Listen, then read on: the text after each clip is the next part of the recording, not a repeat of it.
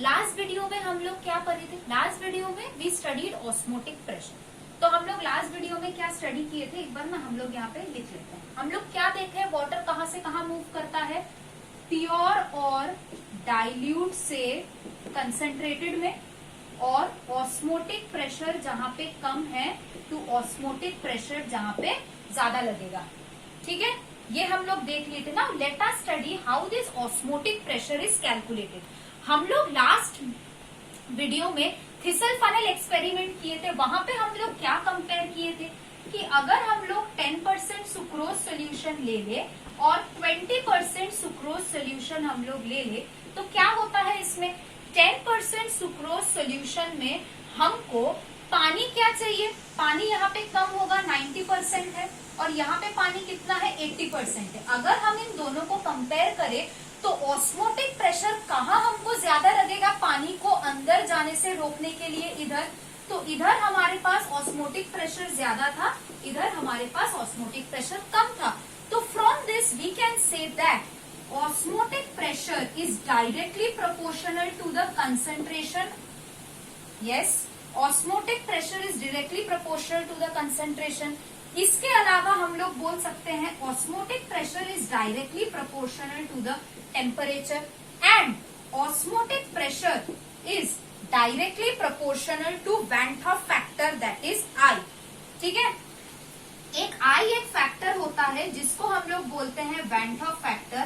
वो 12th में chemistry में सॉल्यूशंस एक चैप्टर है, उसमें आप लोग पढ़ेंगे कि वैन 't हॉफ फैक्टर क्या होता है। ठीक है, van 't Hoff factor is the ionising capacity of an electrolyte. अगर इलेक्ट्रोलाइट यूज हो रहा है तो आई आता है, तो इट इज द आयोनाइजिंग और आयोनाइजेशन कैपेसिटी ऑफ इलेक्ट्रोलाइट। ठीक है, तो इसको हम लोग एक बार डिटेल में देखते हैं कि ऑस्मोटिक प्रेशर हम लोग कैलकुलेट कैसे कर सकते हैं।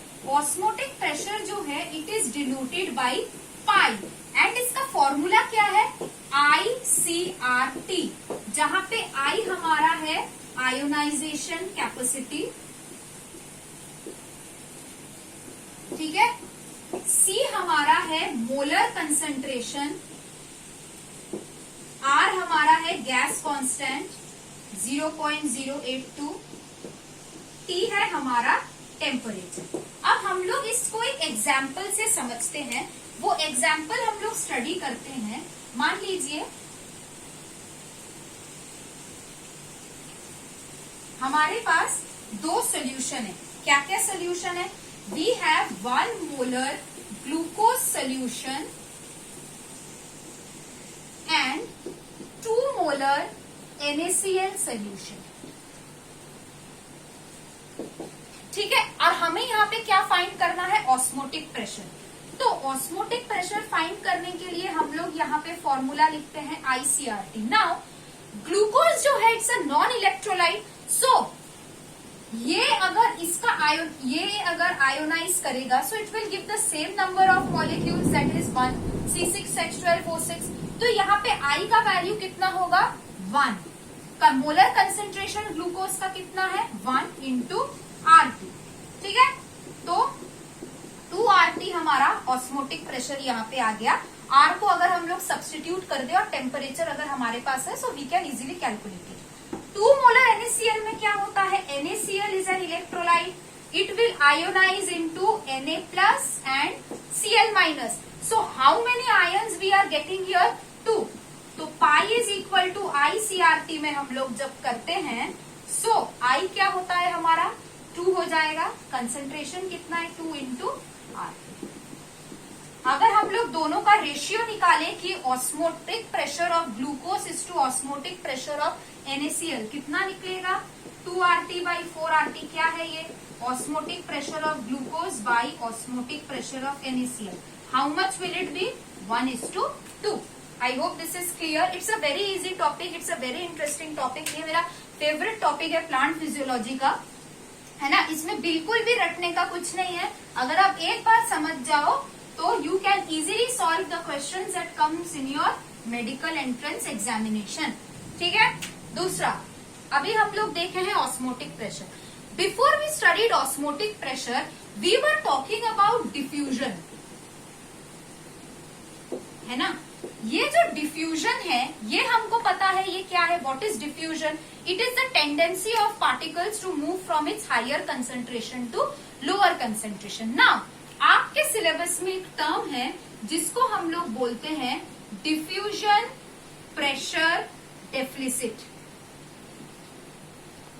इसको समझने के लिए पहले हम लोग समझते हैं कि डिफ्यूजन प्रेशर क्या होता है। What is diffusion pressure? Diffusion pressure को हम लोग डीपी भी बोलते हैं। So diffusion pressure is the pressure exerted by the particles ताकि वो हाई कंसेंट्रेशन से लो कंसेंट्रेशन में मूव कर सके। तो what is diffusion pressure? It is the movement of particles from high concentration to low concentration. ये तो हो गया डिफ्यूजन का डेफिनेशन। प्रेशर क्या होगा? प्रेशर एक्सर्टेड बाय पार्टिकल्स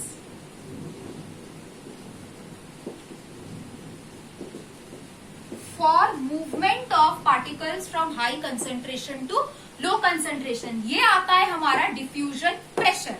ठीक है, अब ये जो डिफ्यूजन प्रेशर है what is it's relation with diffusion pressure deficit, ये हम लोग अभी स्टडी करते हैं। ठीक है, तो हमारे जो मॉलिक्यूल्स है उनके पास एक इनहेरेंट काइनेटिक एनर्जी और एक फ्री एनर्जी होता है जिसके वजह से it moves from one place to another. हम लोग जो यहाँ पे पार्टिकल्स के मूवमेंट का बात कर रहे हैं, पार्टिकल्स क्यों मूव कर रहे हैं?